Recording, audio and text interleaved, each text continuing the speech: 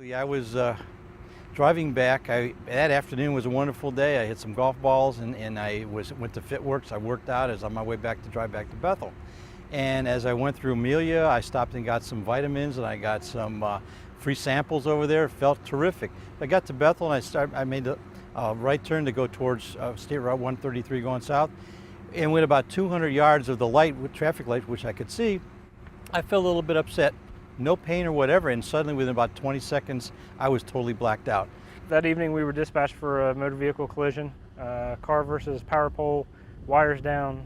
Which is kind of an odd location to have that occur where it happened. In the village of Bethel, it's not really a high-speed area. I had this lady that was pounding on the side of my car and said, "Someone's on the way to save you."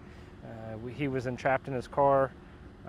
With the way his car was positioned, with the wires down, the pole down, and against the building.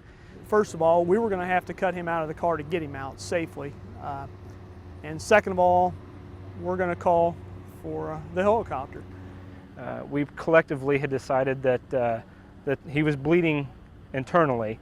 At that point, we weren't real sure from where, but we had a pretty good idea that he was bleeding internally. And we did what we could to get him extricated with as little movement as possible.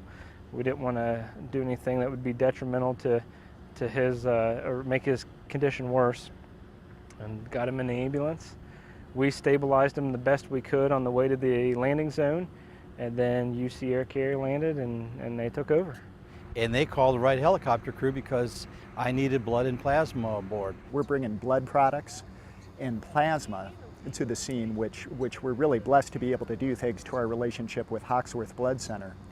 And so in a case like Mr. Shula's, where we diagnose hemorrhagic shock, whether it's from trauma or not, in either case we're able to give blood cells to replace what's been lost, and we're able to give plasma to help stop the bleeding, to help form a good solid clot. And so we did that in his case, and I definitely think that helped him have the great outcome that he's had. Timing was everything with this case. We had no idea, or I didn't, the severity of his illness at the time. At Air Care, we're very unique in that on every flight mission that we do, we're bringing either a physician or a nurse practitioner along with a very experienced flight nurse, which in America is a very rare crew configuration to have that much experience and that much of a medical knowledge base coming with you to the scene. Anytime we have whether it be a stroke patient, a major medical emergency, or a trauma patient, if we have to ground transport to UC, you're talking a minimum of 40 minutes from our area to UC base. Air Care is so important to us. Between our fire department, our police department, UC helicopter squad, and getting me to the hospital, just all the pieces had to be in place. Otherwise, I wouldn't be alive today.